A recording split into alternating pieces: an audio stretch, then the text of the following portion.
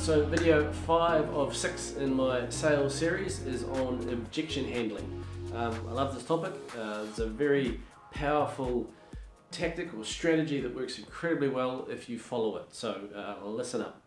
First up, what is an objection? So if you've followed the previous 4 videos and you have got to the point of making a recommendation and they don't just sit there and go, yep, let's do it, you will get an objection. Anything that is a no or a no, not right now, is an objection. So you get better at these, you preempt these through asking questions, through education, through the conversations in advance, and hopefully we have less and less and less objections coming through over time. And when you do get an objection or someone who's hesitant or reluctant or unsure, there is a really great process to apply to help them through it. It's a 3-step process, incredibly simple. First one is to repeat it, the second time is to validate, and then the third step is to clarify and or solve. All right, so repeat, validate, and clarify or solve. First step, repeat. So if someone comes up with an objection, the reason to repeat it is twofold. One, it's to anchor what they have said in your own mind. I have seen so many times, if someone has suffered objections before or lost out on sales for reasons, they will expect that to come at them and they will deal with the objection that they've had before rather than the objection that they've been given, which is crazy. And when you do that, all it says to the person that you're talking to is you weren't listening. So first thing is to anchor the correct objection, the real objection, in your own head, and the second benefit of that is it tells the person you're talking to that you've heard them. Now, if you paraphrase that incorrectly or head off on a tangent, they'll usually stop you and tell you there and then, which is great. So repeat the objection. The second step is to validate that objection. Now, validate means to make it okay that they think that way, or they've had that thought, or they believe that, or that they're feeling that, or that they're thinking that. It doesn't mean that you agree with them.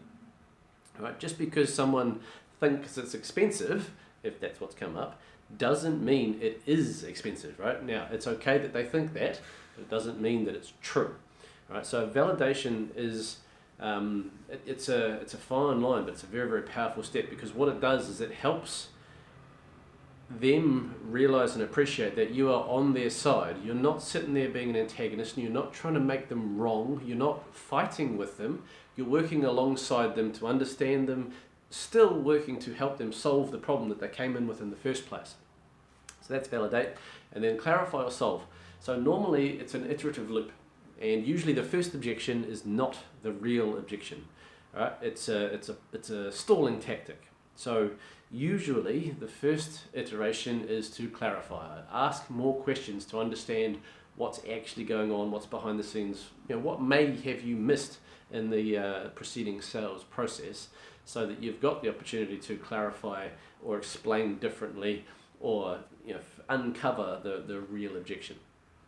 So a great one, I used price before. So someone sits here and says, look, she's a bit expensive. So it's a bit expensive. Look, I got that. I've heard that before. You're not the first person to have said it. Right, so I've just repeated it. They've heard that I've repeated it, and I've just said, look, it's okay. You're not alone. Other people have thought the same thing in the past. What I'm about to say is, they've figured it out pretty quickly that that's not actually true. But something that's really important, particularly with a price injection, is to clarify whether it's a value objection or an affordability objection. Right? And they are very different things. And if you try to solve the wrong one, you'll miss the mark, you haven't hit the client, and you'll definitely miss out on the sale. So a clarifying question, which is pretty simple and comfortable, which might seem weird, is, hey, look, just so I'm clear, is it affordability in terms of being able to pay for it, or you actually don't think it's worth the asking price? Now, asked that way, genuinely, most people will give you a honest answer. Now, if it's affordability, there's a myriad of ways to fix affordability. They've got no question or problem with the value. It's there's finance options, there's payment terms, there's all sorts of other things. So if it comes out that it's a value question or a value challenge, you've done something wrong in the preceding sales process. So the next question is, hey, look, okay, so got that. It's definitely a value thing. That's come up before, but not often. What is it? What would you need to see so that it was worth it? Right? Again, practice this stuff so it flows out better than what has come out right now. But if it flows out and you're on their side and you're working alongside them, rather than working against them, you're still helping them to solve the problem. And if they give you a genuine answer for that, you have a choice to make as to whether A, we already deliver all that stuff, we just haven't told them and we can re-educate them, or B, we can do that stuff, actually it's not a big deal, I will do that stuff, I will give that to them, and then we can close the deal.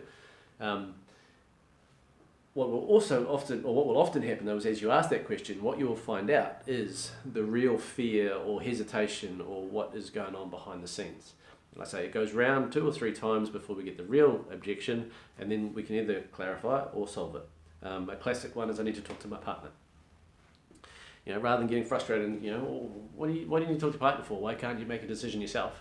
Which is probably what some people want to ask, is the complete opposite, right? Follow the process. Hey, look, you want to talk to your partner, like, I completely understand that. Other people say the same. I wouldn't make a decision like this without running it past my partner. She'd probably kill me. Hey, just so I'm clear, what is it that you think your partner might want to know or be concerned about? Get them to share and tell you. You're still working alongside them, you're still helping to solve their problem. I've asked that question several times, and most of them have gone, actually, they're telling me to ask me what I think and whether I want to go. Yeah, let's just go ahead. All right, so you're working with them 3 steps: repeat, validate, clarify, or solve. When you get to the solve part, then you're making, then you will be selling. It's very, very simple.